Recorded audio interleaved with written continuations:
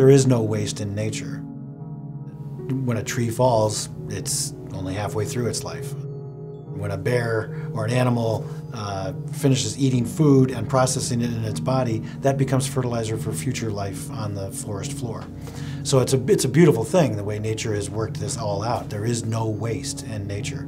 The human animal is, in fact, the only animal on the planet to create waste that nature cannot process. One of the reasons I got involved in this industry is to highlight the issue of waste as one of the most important environmental issues of our time. And I think a lot of other issues have gotten a lot of attention. We've been really lucky. I think recycling is getting more and more popular.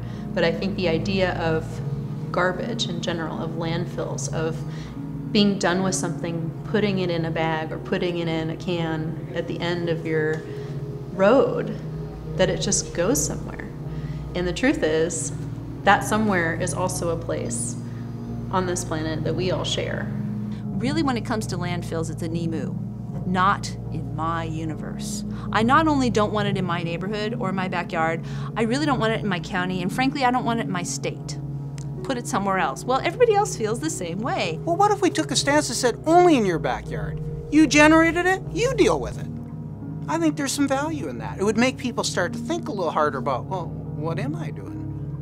Where is this going? Whose problem really is it? Now, you have to understand that in Seattle, we don't have our own landfill. We instead contract with a landfill that's actually located in Oregon, some 250 miles away. And in order to get the trash there, it has to be loaded onto trains, a mile-long train filled with trash. The train leaves at 3 o'clock every day from Seattle except for Saturdays. It goes 250 miles to Oregon, where it then goes up a hill into this huge landfill where in the winter they actually have to heat up the cars in order to dump all the garbage. And it's a huge landfill, and there's a huge 30-foot tall chain link fence near the top of the landfill, and then another one further away, a smaller one, just to catch the plastic bags that are blowing. It's a really amazing place to go to. And we're all paying for landfills around the country. Everybody in the U.S. is working with some system, whether it's a municipal system that manages their own waste locally or if it's a system that ships their waste to other parts of the country. And, you know, there's so many different models in how that works. The resources involved in picking that up from your curb, taking it to wherever its destination is, and then having to dispose of it, you're still part of that. And the reason you should care is because that's going to make a difference for the environment, for the economy, for your costs, for all of the things that you care about. It's going to make a difference. You know, in economics, there's this term of externalities. And there's a lot of costs out there that we collectively bear as a society, whether it's habitat destruction, or whether it's costs that are directly being imposed on us as citizens who didn't ask for those costs to be put on us. So the cities are under huge budget pressure right now, and they need to cut their costs. And if they can cut their costs in terms of how they're managing their waste and start to make more money off the recycling, so these plastics they can make money off of if they get them separated and people are actually recycling them. And the same thing with compost. So it's a really can become more of a fiscal issue than an environmental issue in some cases. Our latest statistics is that even with the recycling as high as it is in King County, that still more than half of what's going into the landfill could be recycled or reused. You know, Seattle with its premier recycling program, it's the program in the country. Probably people in San Francisco might argue with you. And 60% of the residential waste is still recyclable, you know, so we're not 70% of the commercial waste oftentimes is recyclable, so there's a huge opportunity. And by recyclable, I mean there's collection programs, there's markets, there's technology. It's not esoteric blue sky stuff. It's worth noting that garbage is more expensive than recycling, and for a good reason. You haul your garbage off to a dump and it gets covered and buried there, and that location, that site, then has no more use, whether it's that land or the product you're putting inside of it. So 3.5 million tons of garbage in the current Cathcart landfill took us 12 years. That was it. It's a 56-acre landfill. You know, you can do the math on how high that was. When it was done, you're not really done. You just don't get to use it for a revenue purpose anymore. Now it becomes a revenue extractor. And you now spend money to maintain this carefully contained trapezoid of trash. You pull out the gas, that costs money. You pull out the water, and you treat that water. And then you sink monitoring wells around the landfill, and you monitor those landfills to trace the extent of the third law of thermodynamics: everything leaks. And all of that costs money. And it's money against which you're not making revenue, so therefore it is now a cost center. Landfills in general, in the 30-year post-closure period, are somewhere in the neighborhood of $20 million. You ask yourself, why should things go to landfill? Why should we use space, land for garbage? Is that a good idea? I mean, I think we're all starting to see that this world we live in isn't all that big. If your only measurement is dollars, then I think one could make the argument that yes, people here are paying the full freight of their garbage. I mean, in fact, it's dramatically inflated. Their garbage bill is paying for salmon habitat restoration and graffiti removal and lots of other things that the municipalities do that are good, and those things are funded through utility taxes. But I also believe that if you count the impact on the world and the environment, then there's no doubt that we are stealing from the future. Tipping fees provide a significant incentive.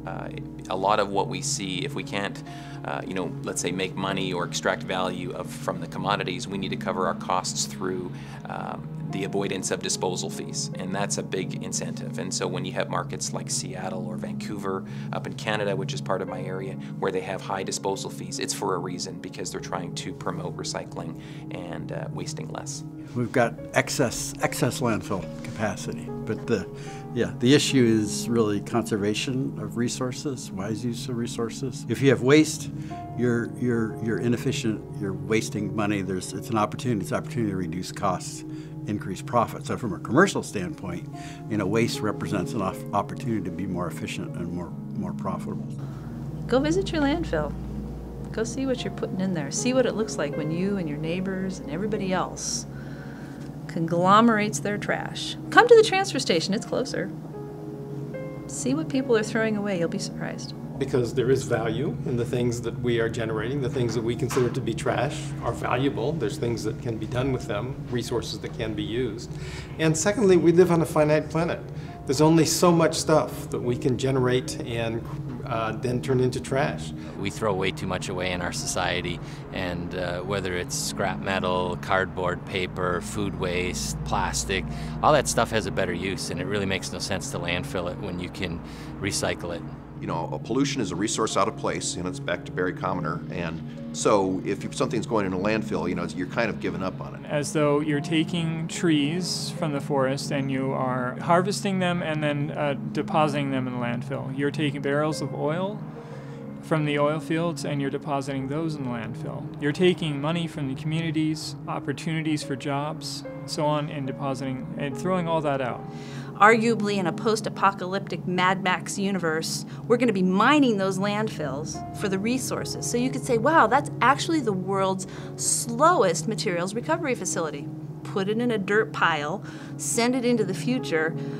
Some of the organics decay, not many. Some of the organics decay, then we unbury it. Woo, smells bad.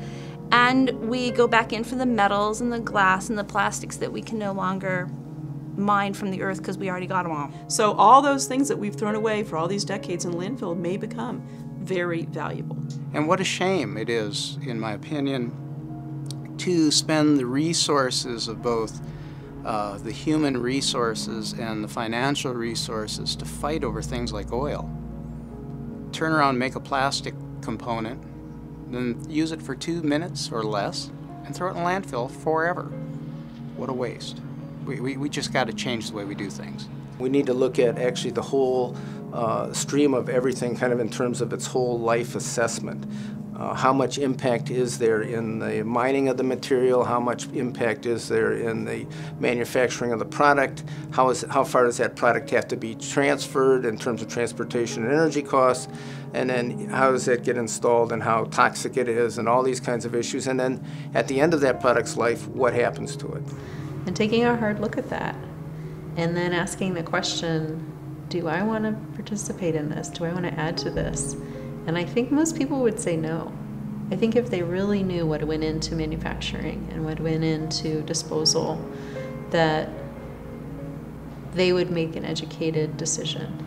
And I think most of what we generate because we've been told that it's okay to waste. And I think it's time to tell a new story.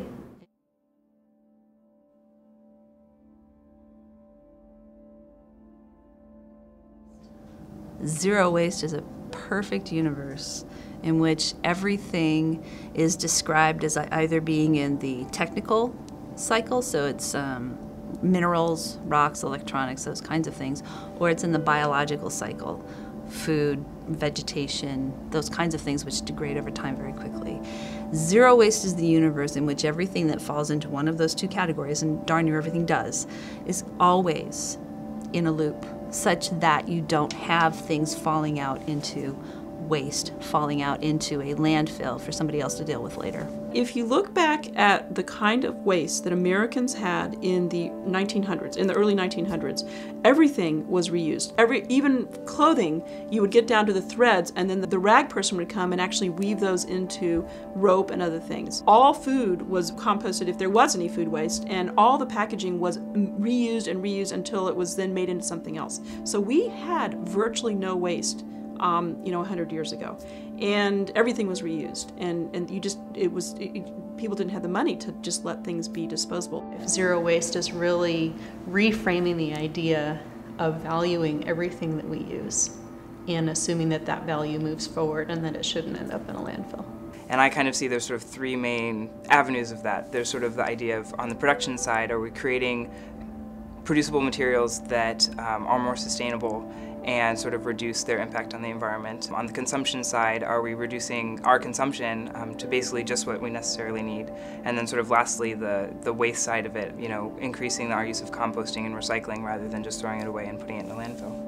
When you talk about zero waste, you're really talking about a system from extraction to manufacturing to production, packaging, distribution, use, and so forth. And there's waste all along the way. It's sort of like saying not giving up. It's like a doctor would say, zero disease. Doesn't mean that we're going to get there tomorrow or in 10 years, but from a doctor's point of view, no disease is a good disease. We're not going to admit to having a residual type of disease level. Same thing with waste. It's something that we want to work towards avoiding as much as we can. I can easily draw the same conclusions, and I don't think that zero disease is possible.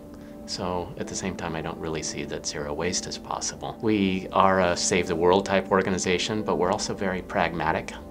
And I believe that you have to take a pragmatic approach to reducing waste. I personally don't like the phrase zero waste. I just don't think it aptly describes what the goal is, but I understand that a lot of people like that phrase. Like zero waste, there's no more waste. Well, that's not a reality.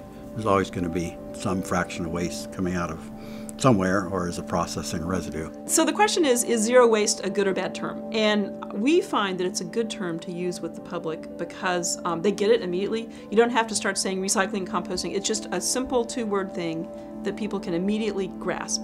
And the idea behind it is to do reduction over time, so it's not going to happen overnight. Now, some of it can be recycled, some of it can be reused, some of it we really have to think very carefully to see whether there's an opportunity for doing something better with it, but simply throwing it away, that's not good enough. That's again a philosophy, but I think just reducing waste in general, and in many cases because that will provide a cost incentive that businesses are starting to do it, I think it's building. I've told a lot of people this, I think there'll be more change in this industry that we're in the next 5 years than there's been in the last 40.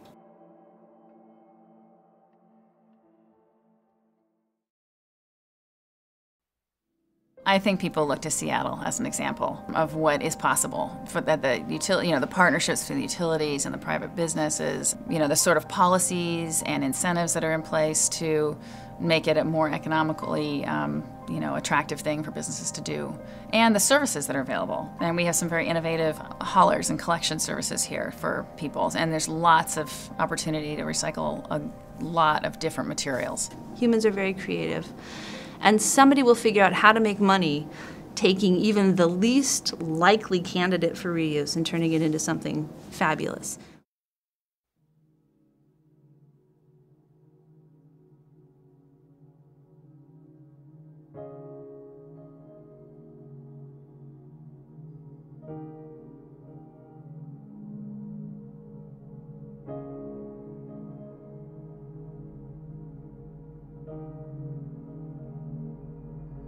You know, quite honestly, we should probably be called material management. I mean, we're really, as a company, transforming to a new way of looking at it. We're actively building out recycling facilities, investing in new technologies that will make it easier for people to recycle material.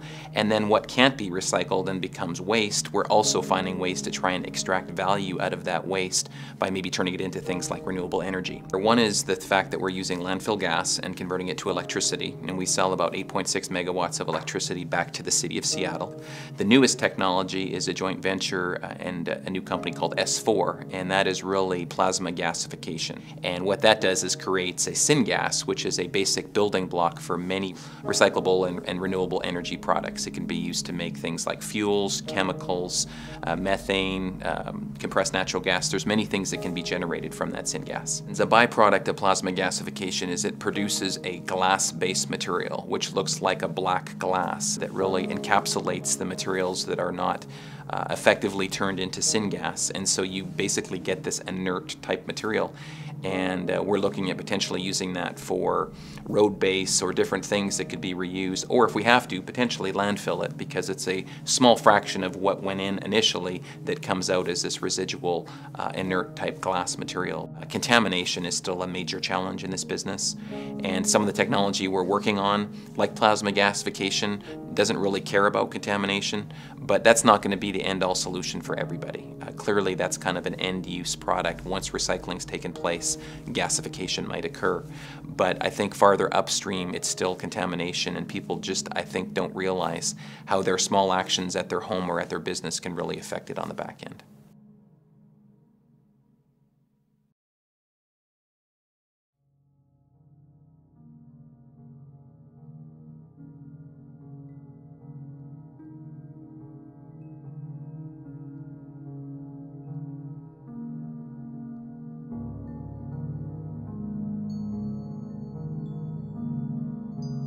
We've diverted over 4 million tons since the company started, and we've made approximately 3 million cubic yards of product that we've sold. Well, the food waste volume is about 75,000 tons a year that we're currently taking in. There is a lot more food that's continuing to go to the landfill, and it's why most of the municipalities are focusing on the food volume. If you think of an old wagon wheel, like the cowboy days, you know, you have a big hub and then you have spokes. The hub is going to be the compost plant, because whatever anything else does, you need it to make a product with the residuals, okay? Now, one spoke could be anaerobic digestion, which we've been looking at now for about 8 years, I think. Jerry's been to Germany 15 times.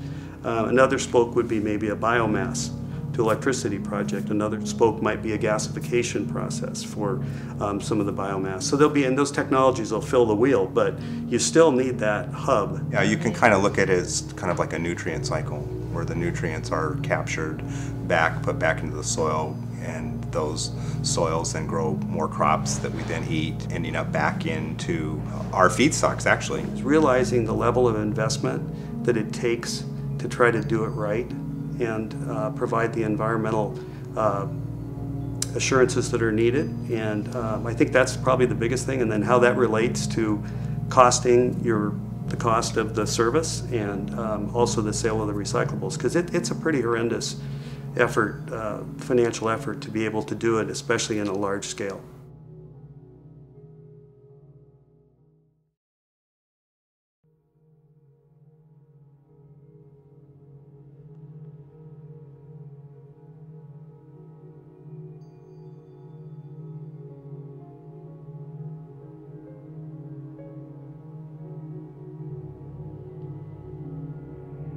Our guesstimates are that there could be anywhere from 10 to 13 million gallons of used cooking oil in the state of Washington alone. A year? A year, yeah. And but we don't know that for sure. Again, there's so many ways to try to figure out where's this oil being used. That net opens up much larger when you start to think about who is producing food products for consumers. It can be corporations, corporate campuses, shopping centers, airports, property managers, hospitals, universities, and we provide them a solution not only to physically remove it, but to transform it into something much greater than just a landfill waste or an export product to a foreign nation. It starts from our drivers. They go out to the restaurants and the alleys and back of the restaurants. They vacuum out the waste spent cooking grease. They drive it back to our plant and we filter it. And we put it through some centrifuges to take out water and take out solids and food and particulates. Clean it up, we add methanol and a catalyst, and it separates oil and glycerin. What you have at the end of the day is biodiesel and glycerin, and glycerin is our byproduct, and that methyl ester is a biodiesel ready for your engine. The clients we serve, we're taking a waste stream from their business and transforming it into jobs and taxes and low carbon fuel.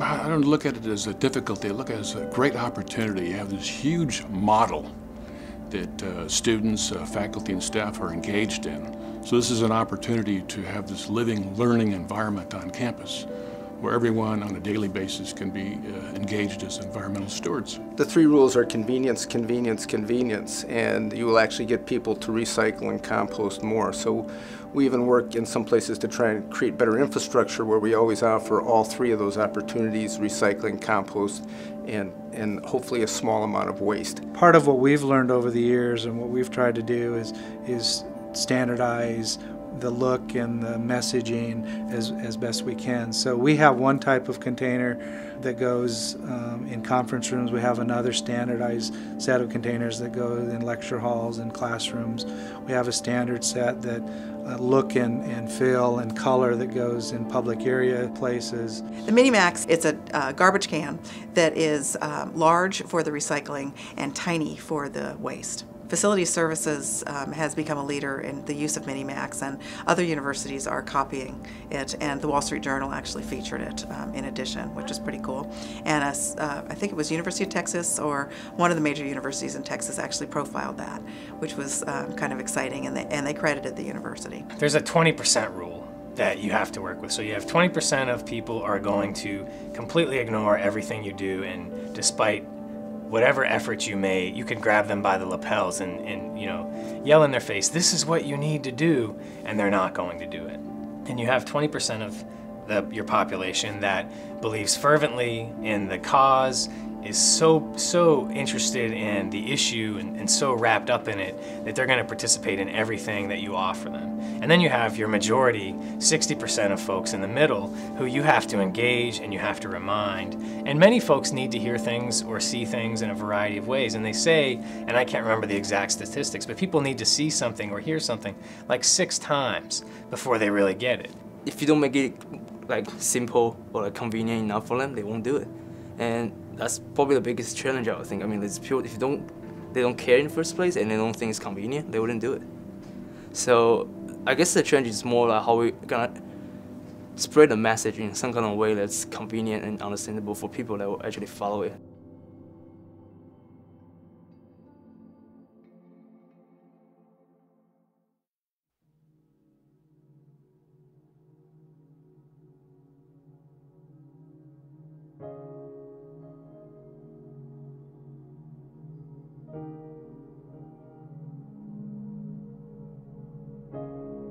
We've gone a long ways in a short amount of time. 6 years ago, we recycled just 12% of our waste.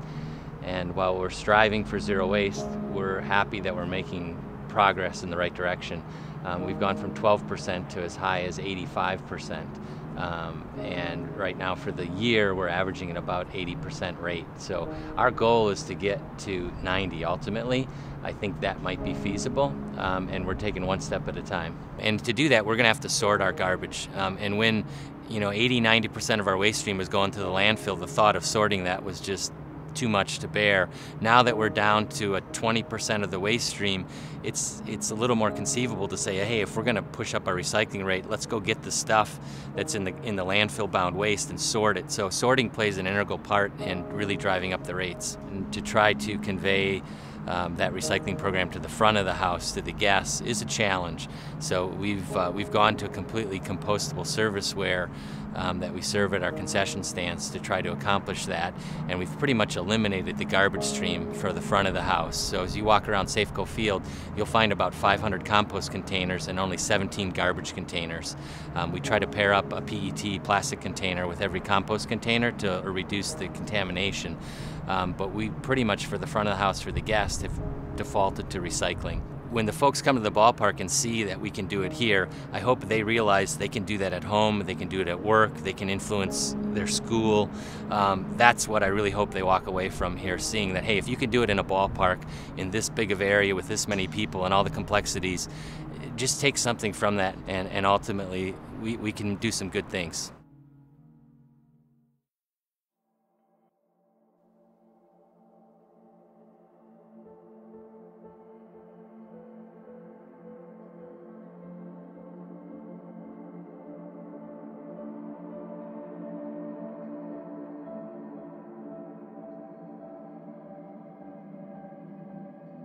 Well, I mentioned previously that we're both aspirational and pragmatic, so that certainly we brought that perspective to bear when we considered recycling, and we do recycle in the bathroom, for example, and in the kitchen, but we don't do it in the laboratory. So we look at it as a responsibility, and part of our responsibility involves recycling and reducing, but part of our responsibility involves ensuring public health and making sure that we don't create problems as we try to resolve them.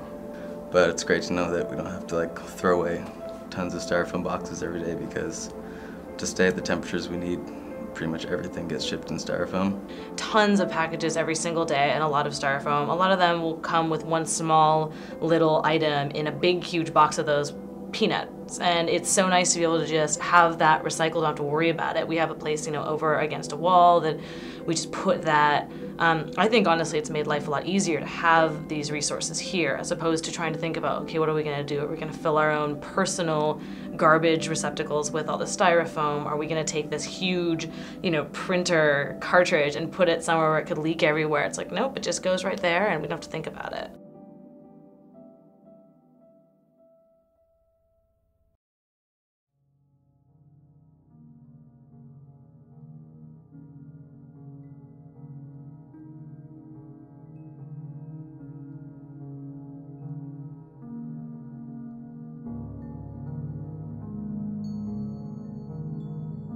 We both have a passion for food, a passion for health.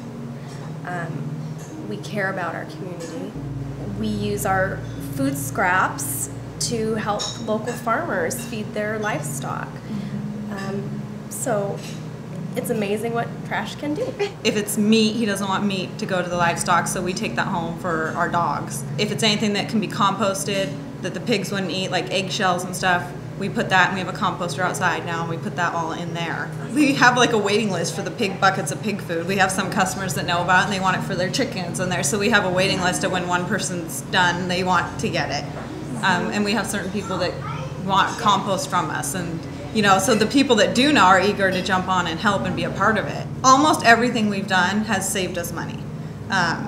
Getting the food scraps and the composter and doing all that, we were able to cut down and get a smaller dumpster. And that saves, $100, $150 a month.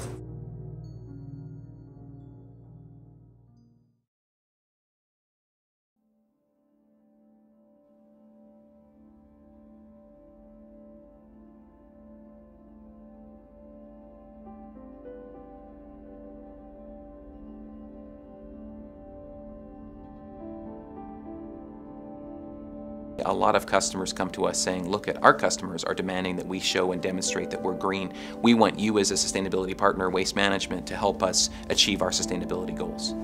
And luckily for us, with the contract that we have with the City of Seattle, is we have an incentive program that encourages us to work with customers to reduce waste.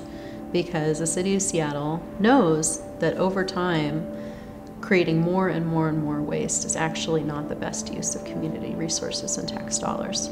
And so for us as a hauler, whether we're hauling garbage or recycling, we do have a preference. We would rather the majority of that be recycling and be compost and be items that are not destined for landfill.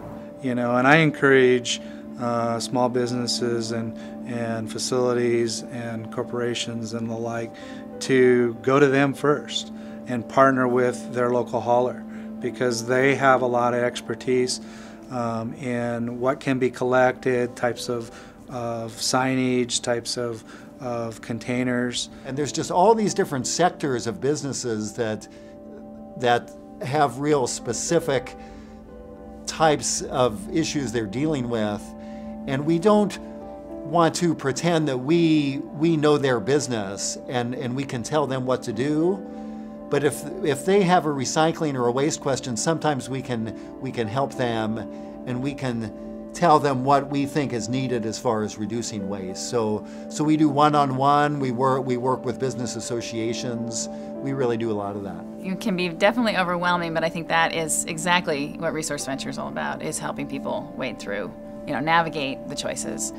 And it's a free service to them. So, we come in and we say, let's take a look at what you have in place now, let's take a look at your garbage bills, and what can we do to turn that around? Our group goes out and does free waste audits with customers. It's fun. People think it's going to be a little bit weird to start with, but you just say, we'll meet you at your dumpster and we'll just pick out stuff and talk about what you might choose to do with this next time, or you could use cloth towels instead of paper towels, and real cups instead of paper cups, that kind of thing. No, we've got a lot of help in this. It's a huge team effort since it involves so many people. And to really change behavior for employees and fans, it's not something one person can do by themselves.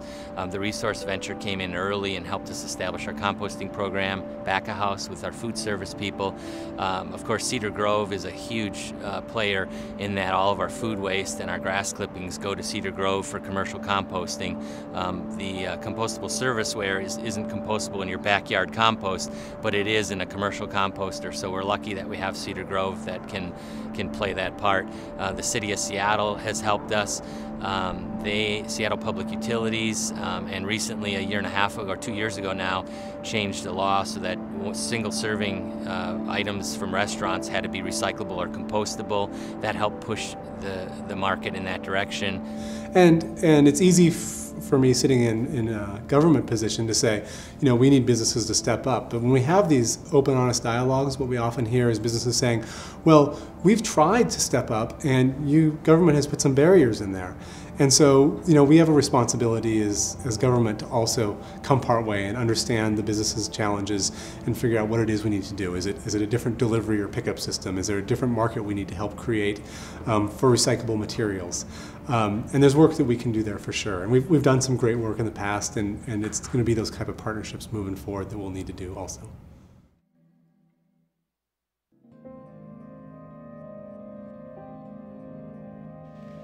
Zero waste initiatives for businesses start with a green team and doing a baseline analysis of all of the waste that's generated on site from that business, whether it's an office building, whether it's a restaurant, whether it is a manufacturing site, and taking a look at production, everything that's purchased for that site, and then everything that's disposed of. What we advocate for is for people to just take small steps. We're not talking about people changing their life overnight.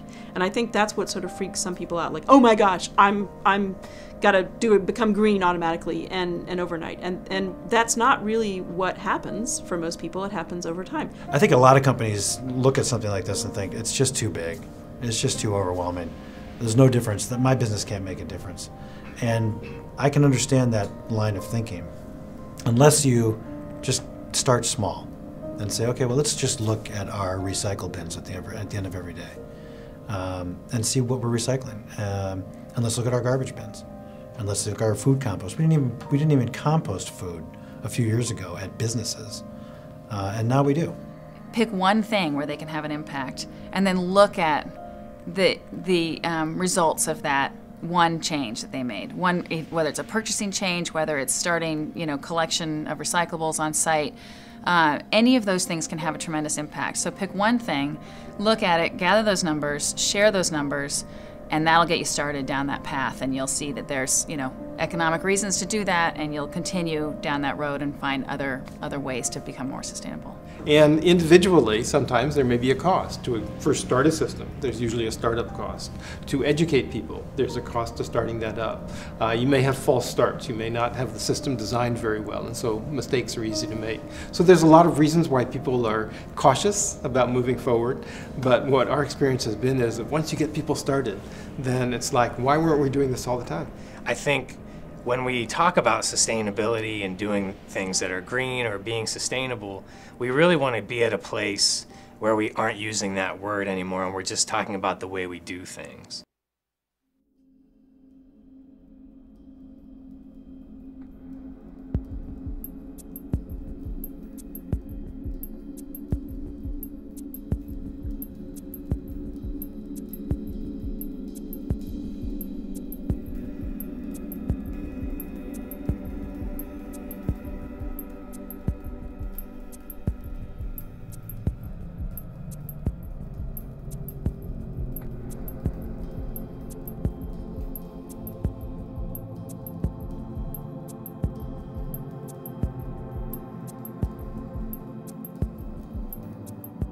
Get rid of the trash can under your desk. Go to a centralized trash can in your office environment so that people understand when they have to carry their trash down the hall, really why did they generate it in the first place. Every single office, every single desk area, in fact, there'll be a couple desks in each office space, and everyone has their own recycling receptacle. So it's not like there's just one for a big room. There's many, many, many, which is great. Right, I got rid of a garbage can in my office 2 years ago. I don't use it at all. In fact, I don't actually have garbage. Because I'll take it out to the main area. And I can't just, even though the garbage can's right there, recycling bin's 10 feet away instead. It's not a big deal to do that. And then after you do it for a while, you get in the habit of it.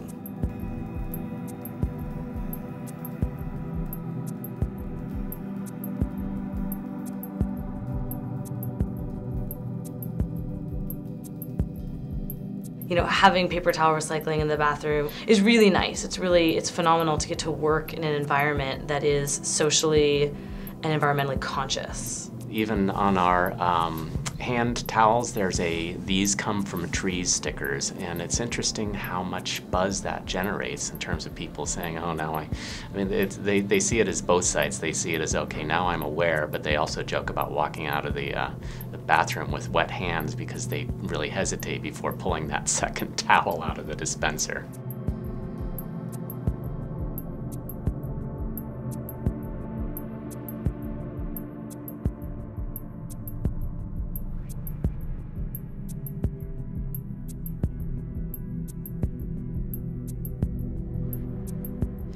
In Seattle, the tiering of pricing for your disposal of trash is higher than if you do recycling or if you do compost. We compost at home and recycle at home, so it's kind of just second nature for me to do that kind of stuff at work. Some people I noticed don't really realize, oh, we can compost this, like there's a food container or paper towels that are dirty, you can put in the compost, and it's just a matter of put it in the right bin. They're all next to each other in the garbage. We make it pretty easy. We've looked at it, and the people who actually do, take their waste and they put it in the recycling and they put it in the trash and they put it in the compost and separate it out, the time that they spend doing that is not significantly more than the time that other people spend doing it incorrectly.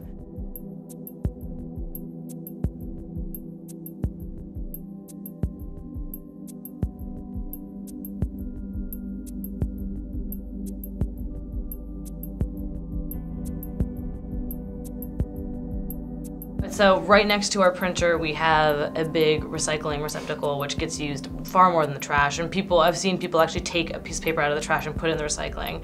So that happens a lot. In some cases, it's as simple as having offices start by setting their printers to default to two-sided printing and using print preview to see what you're going to print before it pops out. It would be great if the person who's in charge of purchasing would really take a look at the green purchasing they could do. So for example, are they buying really high recycled content in the paper? Are they using printers who are using less toxic inks for the products that they're, their brochures and that kind of thing? We've jumped on recycle, which is the last thing in the hierarchy of reduce, reuse, recycle. So the recycling is great, but if people kind of went back to square one, back to the beginning, which is, it's about reduction, about using less. I think that would be a good kind of thing to think about.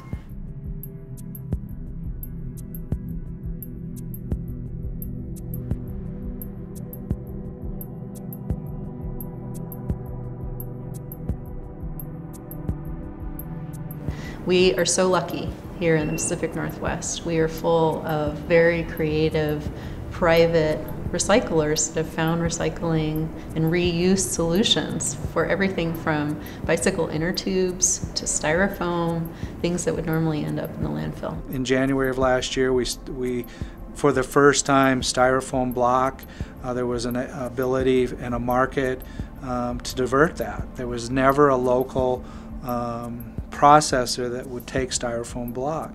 It's not heavy, so it's not a lot of weight, but it takes up an incredible amount of volume. So we piloted in the health sciences complex where they get a lot of shipments, lab supplies and those such, so there was a lot of styrofoam. Once we got that up and running and the vendor was picking up regularly, weekly, from our facility, as we collected it, we knew what type of bags worked well for people to put them in there. We educated people on, what could go in there and what isn't allowable. And then we launched it campus-wide. We'd like to let people know that recycling for batteries and for the printers is not just for office stuff. If you have a cell phone battery, you can put it in there. Things like that, trying to make people realize that this is a resource that they can use not just for work-related items, but if they come in and they happen to have a ton of stuff or receipts, that they can use this recycling as well and be sure that they are taking advantage of that resource.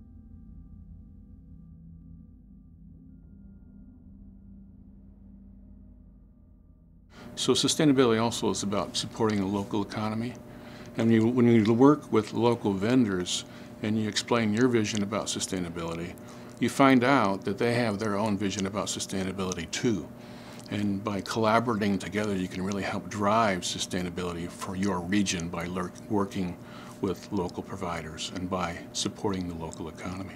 You've got to get a team of people to help you because you can't do it yourself. If you're running a business, you don't have time to deal with it. Small businesses in particular, they're limited for resources or limited for staff. You need basically a network of capacity and willingness. And through our service provider, we have that capacity. And then through education within IDRI and through working with other organizations in this building, we've developed a willingness on the part of the individuals to participate. And the more that we can partner with various suppliers as well as our utilities, as well as our kind of peer businesses, we're all going to be more effective. And so I think it's working together. I think it's making commitment as a company, setting some goals, writing them down, making sure everybody knows what they are, and then working toward them and making sure that everybody can participate in a meaningful way toward that and be part of the success.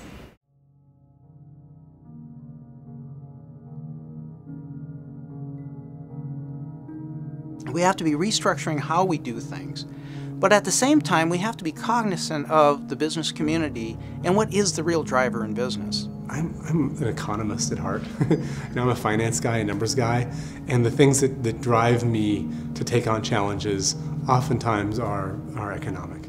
And so when you show me a garbage can that I'm currently using and say, but if you could get all your garbage into something half this size, you would save $15 a month. Even if $15 isn't a significant amount of income for me at the time, it's real. And now you've issue to the challenge. In this day and age, it's not just about the environment, it's about the economics. And we've spent a lot of time over the last few years making sure that our system is efficient and is viable, economically viable. And so when I talk to the campus community, I can go out and tell them that it's not only the right thing to do for the environment and the planet and our university, but it's the right thing for your pocketbook, because it is cheaper for the campus, and we do have large amounts of avoidable costs because of the things that we do. I mean, I think in general everyone wants to do the right thing, but clearly there's a cost barrier to some degree, and by being more efficient to me equals less cost. And so it's not just waste in the sense of garbage, it's waste in the sense of process waste. And so when you come in and look at your business and take a step back, maybe there's ways that you can reduce the actual garbage you put out, but maybe in the same process you can figure out ways to just be more efficient and therefore save money. Look at improving efficiencies, and it's not just about alternate products or supplies. It's about eliminating excess you know, looking at that consumption part of the equation. I would say that it's essentially been cost neutral, that we've taken our resources, we've used them more wisely, and we've ensured that they've had the greatest impact possible. And that involves developing new technology for the developing world, vaccines, diagnostics, and new drugs, but it also ensures that we reduce our waste in a way where we don't have an impact on the same developing world that frequently receives the developed world's wastes. Solid waste disposal costs are not a huge part of the costs for most businesses. For some they are, but for most they're not. But they actually are able to help foster an environmental ethic in their employees, which every evidence that we have demonstrates that improves people's morale, it makes people more cooperative, more ready to work, and it provides you with an ability to market to the public as a company that really cares about the environment. And you know, a lot of times we talk about the economics in this very small sense of how many dollars and cents you're going to save, but the fact is the productivity of your employees and the ability of your company to move in the market successfully and to have a good, positive, popular image is actually a much more important economic benefit. You know, it's all about environmental benefit, brand value, and your customers, and saving money, right? So if you can do something and it speaks to your customers, adds your brand value, has real, true environmental impact, why wouldn't you do it? I've never had a business person tell me, that doesn't make any sense to me. Everybody says, wow, that totally makes sense. Whether or not they step forward and invest is another thing, but I've never had anybody tell me that doesn't make sense. I think we live in a part of the country that places a high value on this. And our awareness level is much higher up here than it is in other parts of the nation. So I think that it has moved from an esoteric, unusual thing to a thing that brands really do want to attach themselves to. When we first approached Amazon over a year ago, they practically cut the meeting off at the midway point and said, we get it, we love it, let's do it. They said, we don't need to hear more. And we collect all the used cooking oil from Amazon, which has only gone up significantly since they moved their campus down to South Lake Union. And it's a brand value to them. It's very important to them as part of their larger enterprise to minimize the environmental impact of their business. And that gets to consumers. Even if from a corporate standpoint like that, or from a restaurants in the Seattle area, the Space Needle, SeaTac Airport, these are all places that are like, hey, if we can do the right thing, why wouldn't we? And it makes us very proud because we do believe that we're doing good work in this area. But I also think it continues to be an incentive. You know, it's better to get an A or better to be number one. Being in the top 15, that's great, but let's strive for more. You know, we're never going to be perfect, and so it continues to be a catalyst. The other is it's really good marketing. There's no question that students in particular are looking for a place to go to school that is green, but also for faculty and staff recruitment and retention. Many faculty and staff also believe that it's appropriate to be green. We want to be the best children's hospital in the country, and the question that I had to our COO is, when do we know we're the best children's hospital? Because it's not a point where you're just completely reached a state of complacency that you're the best children's hospital out there in the nation. You have to say to yourself, well, You know, we're always striving to be the best. And so striving to be the best means that we're looking at our processes and say that they're not perfect. But we're developing goals and strategies to say that we're trying to align the best processes going forward. And the lesson for me is, and I think it's pretty universal, is that if you really do reduce waste, in fact, you will save money. And many times that which is environmentally beneficial is also efficient and will result in money savings, cost savings, stronger financial statement. It's time to retool. It's time for everybody to retool. There's never been a better time. This economic crisis should be an economic opportunity.